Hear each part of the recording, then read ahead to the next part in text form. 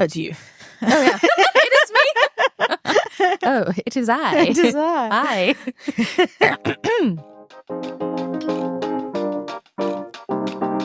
Welcome to Nourished by Spinneys, our award-winning podcast where we promise to inspire you to eat well and live well. I'm Devina Divecha. And I'm Tiffany Eslick. We're continuing our chats with leading players in the food community, from farmers to foodies, as well as health and well-being experts. It's all about engaging conversations and fresh ideas. And today, I'm talking to Shaw Lash, the chef and co-owner behind one of Dubai's favorites, Lila Taqueria. Oh, it is one of my favorites.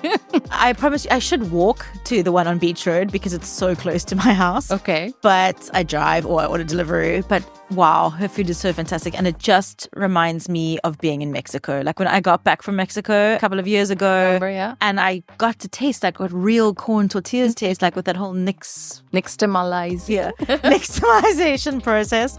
And, you know, they're doing it properly at Lila Taqueria. And then how great that they've got the Molino now as well, El Sacal. Yeah, no, I agree. I haven't actually been to Molino yet, but after speaking to Shaw, definitely on my list. But when I went to the Taqueria, oh my God, I really, really enjoyed my time there. Enjoyed eating everything. And it's such a cute little space.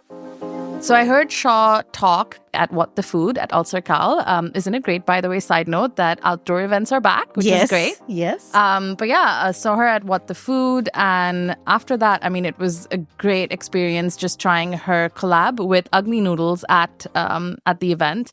Really, really nice dish. Those were so good. It was I really felt good. like I was getting covered in like ugly noodle sauce, but I wasn't. But it was so good. It was really good. But yeah, so Shaw also told me that her love for Mexican food started when her mother would take her to Mexico when she was growing up. The food's amazing. I mean, it's so much more than what you typically taste outside of the country. Yeah. What you typically taste outside of the country is a very different version than what you have inside the country.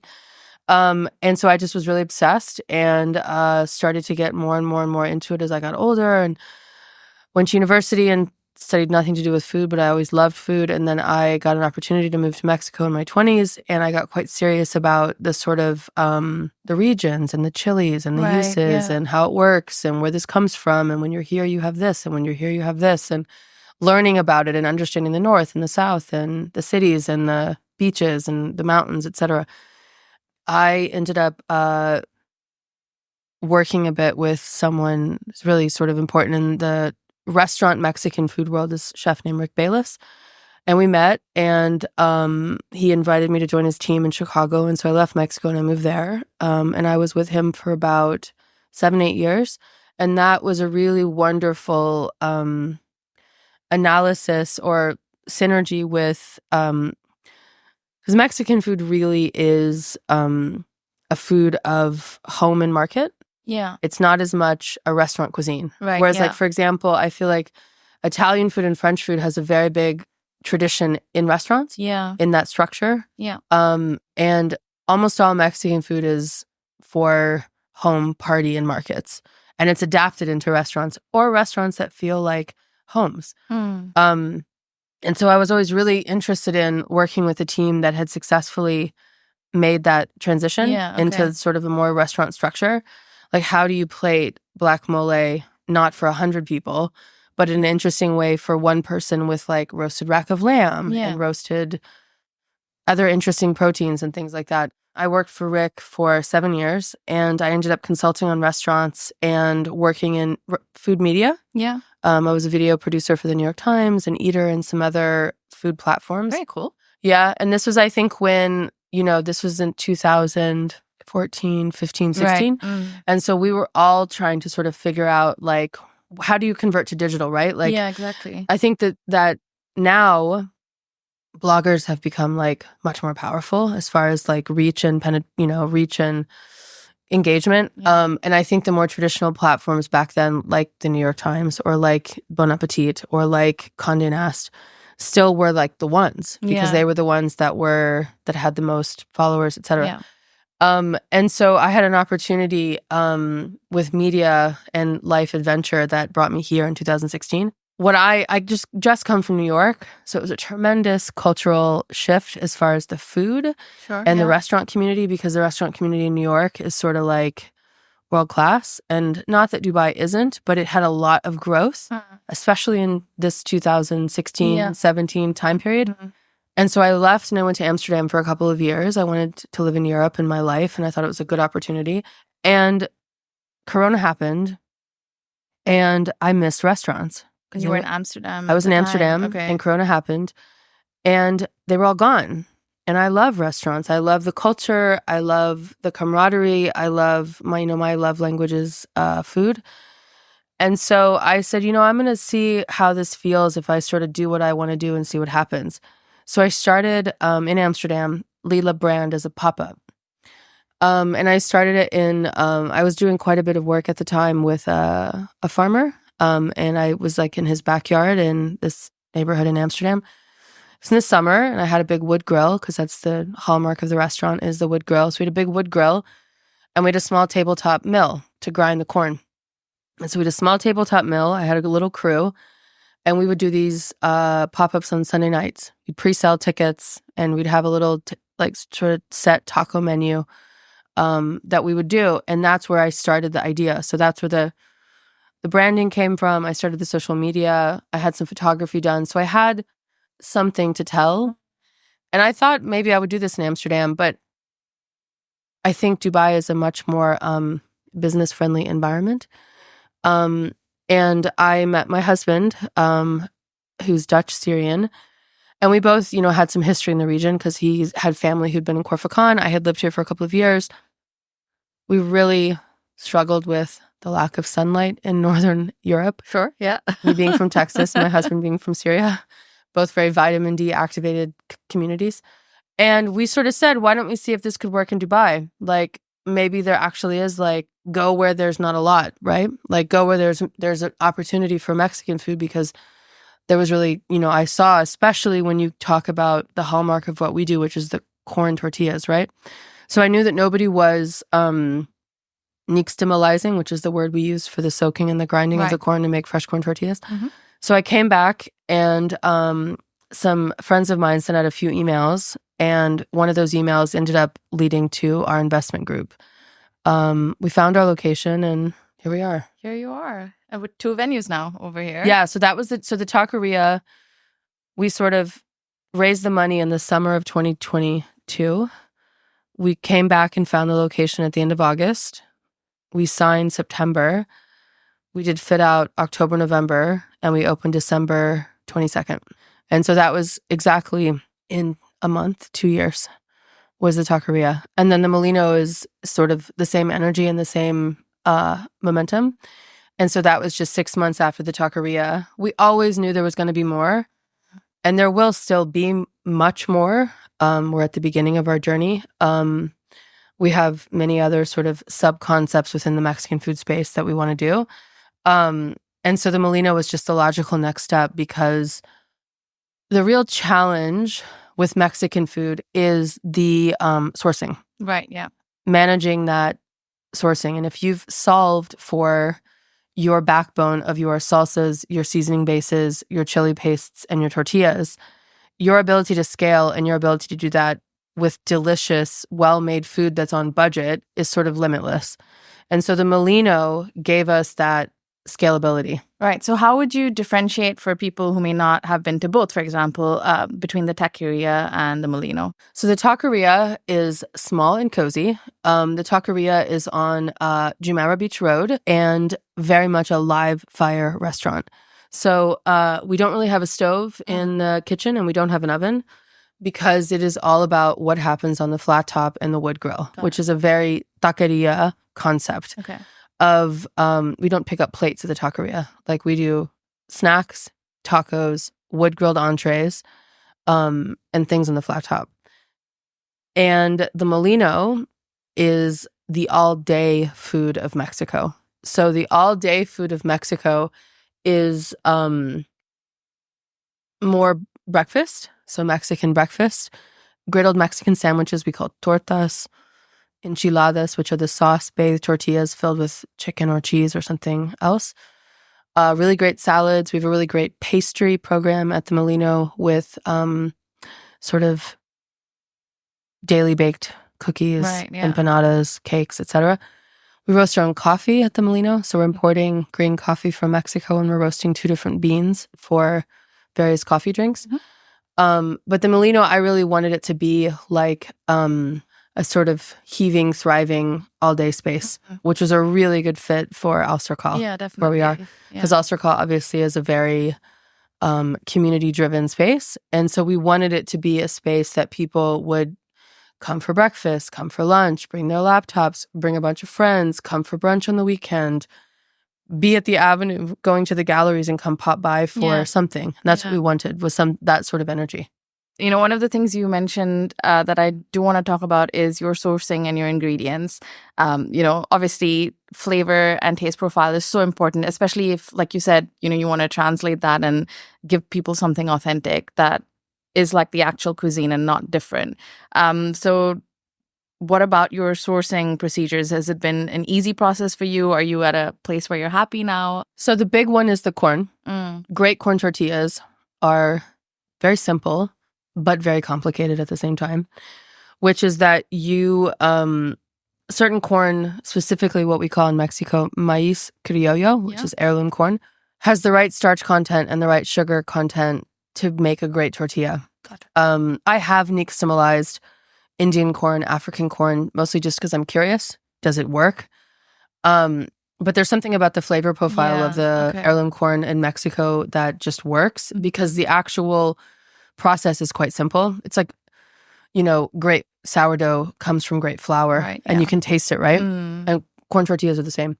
So I work with a collective of farms in the Yucatan in Mexico, and they work with individual farmers and they collect the corn when it's on harvest every year, and then we export it and ship it. It is a dry product. It's like field dried corn. So it's, you know, we keep it in a dry storage. At the restaurant, we have a big closet next to off the side of you can see all the bags stacked up in the retail area at the Molino. That's been a really interesting process because I've learned a lot about import, export, and DM approvals and brokers and shipping times and political situations when shipping times get slow and there's a tornado here and like whatever, and now the boat's going here and it's like, who knew? I've also overnight shipped a lot of bags from friends when we're desperate because the boats are late. I can't even tell you how I have a really dear good friend of mine in Holland who has a tortilleria. She's a wonderful Mexican lady named Carla, and she has saved me more than one occasion. We've gotten really good at one of Tarek's family members being in Amsterdam. This is in Amsterdam, driving to her warehouse, putting 2 bags in his suitcase, and catching the Emirates flight to us. We've done it 3 times because it's faster than DHL to do that. I love that. It's faster. And we also get a bonus visit from Tarek's very close cousin. But keep these friends and family super close, and every time I tell Carla it's the last time, and she at this point she calls herself she's my dealer. So corn dealer. She's my corn dealer. But one thing I will say is you must be 100% committed. Because obviously the easy option would have been, let's just buy tortillas from whoever. Because we're about to run out. We will never do that. Like I would close the restaurant for like 3 days before we would ever flip over into anything that doesn't follow the integrity of what it is that we're doing. And so that's one thing, is being really, really, really, really laser focused and committed to never ever varying from anything. And also working far ahead. So that's the corn. And then the other really fascinating thing for us has been, and this has been an evolution over the last couple of years, is working with farmers here. There's not a lot of awareness about the fact that there is a thriving organic farm movement here in the UAE, right? I think a lot of people think it's the desert and they just grow dates and raise camels, and that is really not the case. There is a tremendous, I mean, if you go back historically in the UAE's history, Sheikh Zayed was very, very passionate and committed to greening the UAE and planting a lot of trees. And he famously gave many prominent families pieces of land to start farms. And those have then since been handed down through generations and are now, many of the most well-established organic farms came from that history, from the leader deciding that that was going to be a thing. And so I think that it's really funny because like right now what's happening on our social media feeds is the farmers markets in the West and in Europe and the United States, they're all having their last market this weekend because the season is ending because it's November, right? Yeah. So like I used to be very active with the Green City Market in Chicago, for example. And I just noticed with my chef friends there that they're all like last market of the season. Our market starts tomorrow here.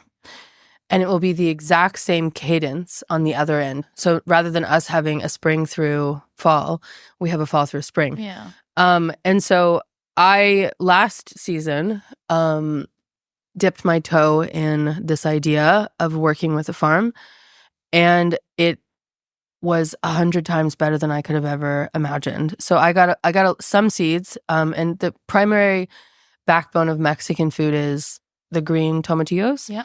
The fresh Mexican chilies, so poblano, serrano, jalapeno, habanero. Some of the wild greens, quilites, amaranth greens. We have certain fresh herbs, hoja santa, epazote, and corn, Mexican heirloom corn. And so I tried last year, and it was amazing. Like the farm that I work with is incredible. Tomatillos and Like I have whole plots of tomatillos in Abu Dhabi right now. Yeah. And it's all certified organic. So the farm I work with the most is this incredible farm called IGR, Integrated Green Resources. And I think they sell you guys a lot of cucumbers and bell peppers, spinnies, pretty sure. And they were just very keen to participate and very keen to have a partner and very keen to sort of be pulled into that more chef space. Yeah. And it was just the most amazing thing. Like we would get, all these vegetables for basically like 6 months. But that really changes on two fronts, honestly, which is really, really interesting. The one front is obviously the flavor is incredible, but the other thing is the price. Mm-hmm. It's very expensive.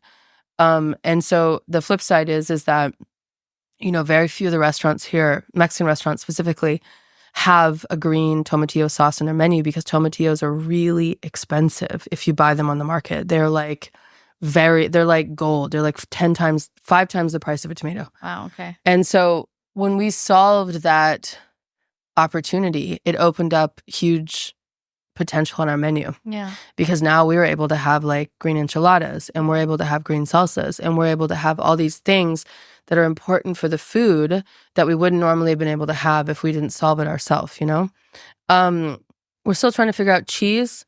We might import our own, but nice melting Monterey Jack cheeses are pretty good for Mexican food, and we've been really happy with what we found in the market as far as just a good sort of solid Jack, maybe from the UK sometimes, but it still can taste great on an enchilada. And what's been really fun this year is that I have a small plot to try to grow a test case of the corn for tortillas. Okay. So I brought the corn from my farmers in Mexico, and it's planted now. Oh, brilliant. And we're going to see how much we get. So how long does it take to actually go from plant to Totally. harvest? We'll probably be able to harvest this corn in January. Amazing. Yeah. So we'll know in a couple of months. We will. I'll have it when it works. I'll probably do it as a small one-off at the farmers market at El Circle. That would be very cool. Ah, big time. Oh, wow. I think it's amazing. I think I've been working in food for a decade now. And when I first started, I guess the attitude towards, or where the farmers over here would be able to supply, volume needed for restaurants versus what it is now. Totally. Amazing. They can. Like volume, like they're like, can you take 50 kilos? And I'm like, no, I cannot. And then I call my friends and I'm like, do you want to buy some poblano chilies? And they're like, sure. I'm like, awesome. I'll trade you poblanos for cheese. They're like, great, perfect. Because like, love that. I love it. Like all you have to do is set your expectations and set your plan. And if you tell them what you want, they will give you. And I can't speak for all. I can't speak for every farm in the UAE. Obviously, I have a certain relationship with this certain farm. And it came about after we build so much on relationships, right? And I am committed to them, and I'm very committed, and I'm very loyal, and I'm very when they need me, I'm there. I promote when I'm asked to promote. I show up. Our Molino is going to have a stall at that market every Saturday, promoting them. We're going to be doing collaborative tamales with different farmers. Nice. So we have one this weekend with sweet corn and mushrooms. Nice. And, you know, you got to go. And when you go, those relationships build over time, you know? Yeah, I think relationships also brings me to your dishes as well. So one of the things I tried this weekend was the barbacoa with the dan dan noodles, the collab with ugly noodles. Amazing. Thank you. Thank you. Thank you very much. Thank you. No, I was like, thank you to you. It was brilliant. But with that, I think, you know, how are you going about creating your menu? Or what are you thinking about when you're putting it together? So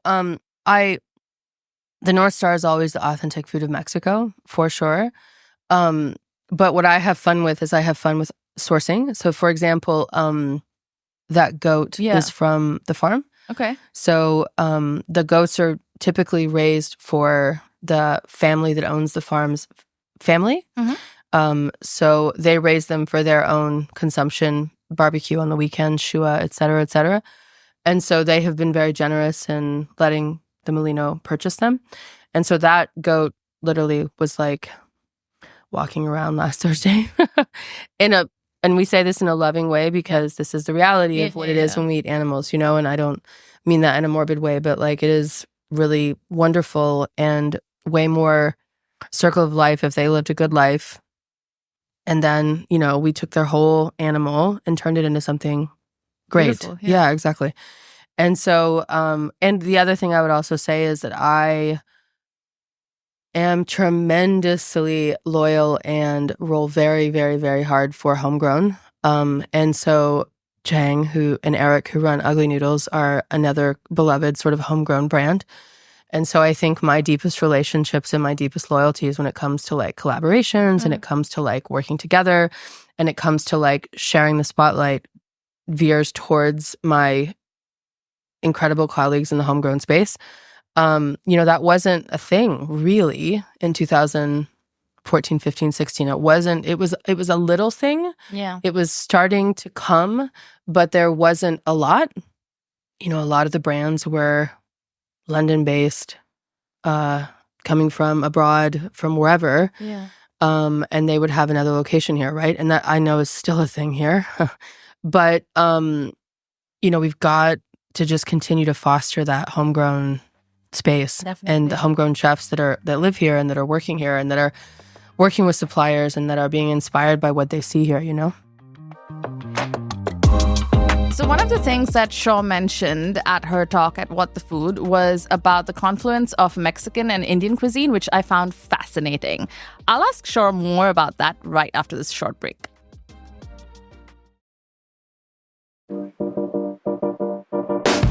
Welcome back. You're listening to Nourished by Spinneys and my conversation with Shaw Lash of Lila Taqueria. One of the things I did want to ask was around ingredients, the commonalities that perhaps you found between Mexico and India as well, which I found fascinating and I hadn't really quite thought about it. What did you find like in terms of commonalities between the ingredients or the flavors? When I was living in the United States, Mexico was my sort of cultural inspiration. I was always going, I was traveling there, I was obsessed, I would always be there, I would spend time there. And when I moved here, it was a 14-hour flight away. Yeah. And so it wasn't as accessible when I lived here that first chunk of time, that first 2-3 years. So I became obsessed with India. And so I was like going all the time and I was traveling and I was going to the north, I was going to Rajasthan, I was going to the south, I was going to Mumbai, I was going to all the other places I could go. And also just being here in Dubai, like the food here, the Indian food is no joke as far as the regional variation. And it's really incredible. Like Mexico and India both have this really big north-south relationship where the north is a very different climate and a very different backbone to their culinary than the south.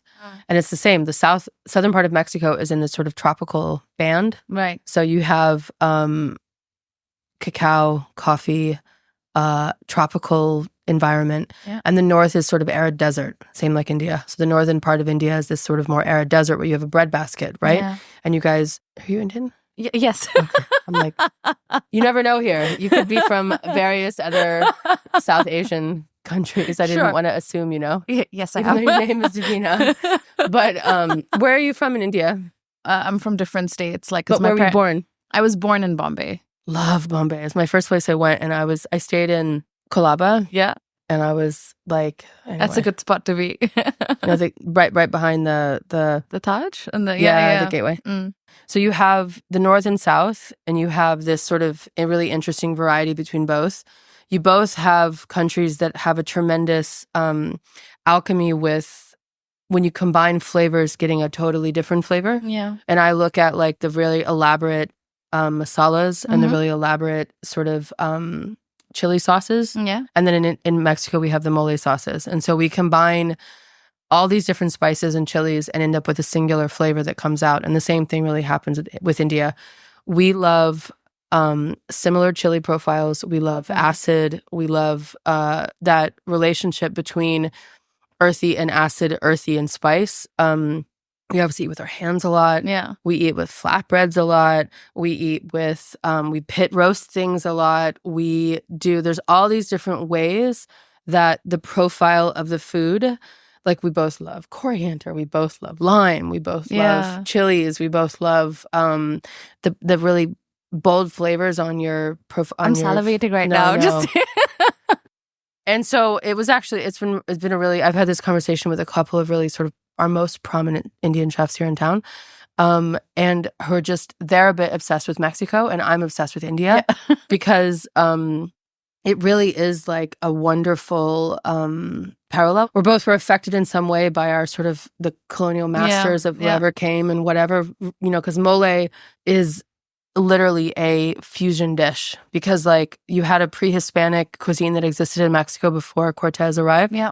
And what his motto was that he would arrive in Veracruz, his crew would arrive in Veracruz, and they would ride their caravans across Mexico, and they would have boats waiting on the other coast, and those boats would sail to the Philippines, Manila, because that was the big spice trading cross-section of the world, and they would buy black pepper and cinnamon and saffron and vanilla and allspice and cloves and all those spices, sail back, offload onto their caravans, march across Mexico, and sell as they went. Whatever they had left, they would put on the boats and they would sail to Europe, back to Spain. And so that's how we ended up with all the spices that go into mole. Right. Because a huge part of mole is not just the chilies, but it's also the spices that flavor it, right? And then France also flew their flag over Mexico for a hot minute, and they brought wheat and baking. And they brought that influence of like yeasted breads, because that wasn't a thing in Mexico. We didn't really have yeasted breads. Right. We didn't have... But now we have this tremendous tradition with pan dulce, the sweet breads, like the buns and stuff that you eat with hot chocolate. And that all came from different influences from different places. And I think probably the same thing could be said about India and maybe its relationship with the way it was influenced by the Brits. And then if you even look at the UK and you see how much Indian food is represented in the UK and what they did with it and how it sort of changed a little bit. So anyway. That is a whole fascinating topic in itself, isn't it? I know. Ripe for a collaboration. You said there's more sub-brands that, popping away in your mind. Is there something you're working on right now, though? Or is it just right now planning stage where we at? I love that whole relationship between drinks and food. And especially in Mexico, there's such a tremendous relationship between drinks and food. So I think we're definitely going to do something that's sort of an elevated version of the taqueria with the licensing component. Amazing. And then we also just want to expand the brand of the taqueria and make that maybe a bit more accessible. Maybe push into something that's a bit more scaled. We have the Molino, and I love making, the food more accessible to people. So nice. Retail at Spinneys. Ooh. Tortillas and salsa available at your local Spinneys. One day. One day. We are totally manifesting this. It'll happen. Yeah, that's what we're saying. You heard it here first. Exactly. Before anyone. Exactly. Amazing. I tell all my friends, but you've heard it here first, so it's fine. Great. But that's actually something we're really excited about is doing the tortillas and our bottled salsa. Amazing. And chips. Oh, that would be very cool. At the grocery stores. It's a great way to, I guess, have an extension of your brand that still kind of delivers something of good quality to people. I didn't really build the Molino just to make masa for like our 2 or 3 restaurants. Like we built the Molino to make masa for the masses and to make tortillas for the masses. I mean, one of the big misnomers and misconceptions and misunderstandings about Mexican food is that tortillas are not great. that they are paper and they are a vehicle for what's inside, but they are themselves not special. But a great, well-made corn tortilla is special. Yeah. And if you make it special, then people have a greater appreciation for the food in general. Whereas when they eat one that's made from the instant corn powder, that's quite common, where you add water and it falls apart and you have to double wrap it and it doesn't have any flavor and it's quite tough, then people don't, then that's when I hear I don't like Mexican food. Yeah. Nobody who's been to Mexico would ever say they don't like Mexican food, because Mexican food in Mexico is magical. But that translation outside of the country sometimes has something that's lost. And then you end up with people, a lot of people in the region. I'm no joke, many times when I am dealing with people that have no exposure to Mexico here in the region, they will say to me, but I don't like Mexican food. And I'm like, you haven't had mine. I mean, fair answer. Yeah. I feel, unfortunately, that, I guess it's not unfortunate. Maybe it makes it even more special for those of us that have discovered it in the right way. But making it well changes people's understandings of what Mexican food can be. Are you finding it a struggle, or are you thriving on kind of the expansion that you have planned, or all the different things you want to do? Yeah, I mean, I think that's luckily one of the really great and cool things about Dubai is Dubai is a very business-friendly environment, and brands grow. If you do well here, you grow. You open more. And maybe in, New York, you keep your one because opening the one is so hard. But here, if you do well, you open many. Yeah. The team grows when you grow, and I like that part of it. I really like, having better catering offering and having, this year, for example, we're doing, and you can only have that when you have more growth, because then you can have more team members. Yeah. You can afford the staff, right? Yeah. And so I think it's also really fun to get invited to more events where you get to raise the profile of your brand, because for me, there's a big part of the brand that we have built represents Mexican cuisine abroad to an audience that might not know it. And so I feel very empowered that when the brand grows, that raising awareness of the cuisine and of Mexico also grows. Yeah. And so it's almost like a little ambassadorship or something that I feel like we do. And so I really enjoy growth. I think you get to be eternally creative. You're always, new opportunities come up, and new, this year, for example, we're going to have like the festival year I always dreamed about, like all the marquee festivals we're doing this year, which is really exciting, because then you reach more people that might not know you, because maybe if, again, they don't like Mexican food, they're not going to come themselves to the taqueria. But if they're walking by you at, Soul DXB, or if they're walking by your stall at Untold, this year, the big EDM festival at Expo City, maybe they'll give it a try. And then they're like, oh, this is a really good taco. And I'm like, yeah, I told you so. Yeah. A question, I think, that may have confused people. Your first name is Shaw, but the restaurants are Lila's, Molino, Lila's Taqueria. Who's Leela? Right, yeah, totally. Well, you can hear her on the playlist at the restaurant. When I first moved to Mexico many, many, many years ago, I was speaking Spanish, and everybody would call me Chow or Che or Cha, with their eyebrows raised, very confused with that this person whose name was a sound. Yeah. They were like, I don't understand how your name can possibly be Chow. And so my friends advised me to choose a nickname. Right. And it's very common in Mexico. Like, Mexico is, again, sort of like the Arab world. Everybody ends up with a nickname, right? Because there's so many people that have the same first name, right?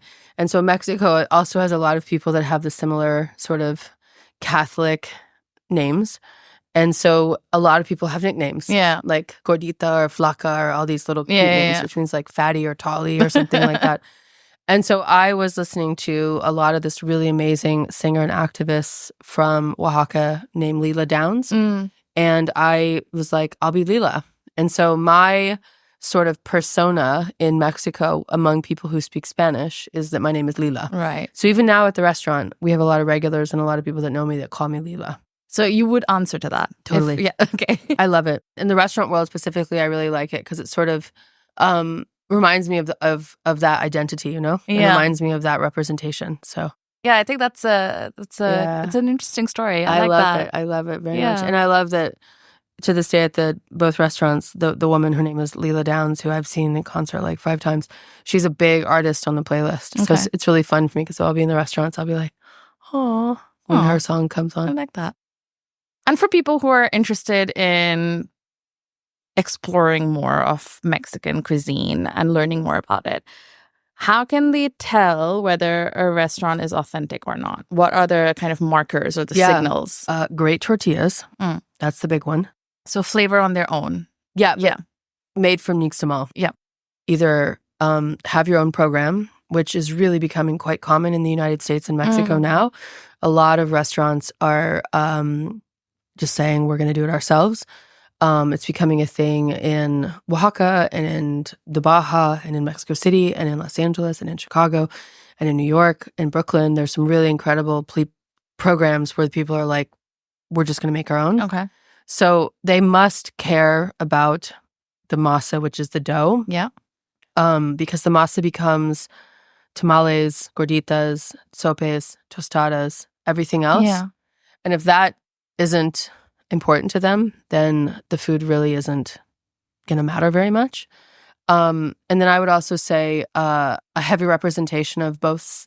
I'd say the two sort of sides of the food are red sauces and green sauces. Yeah. Sauces based on tomatillo and sauces based on red chili, green chili.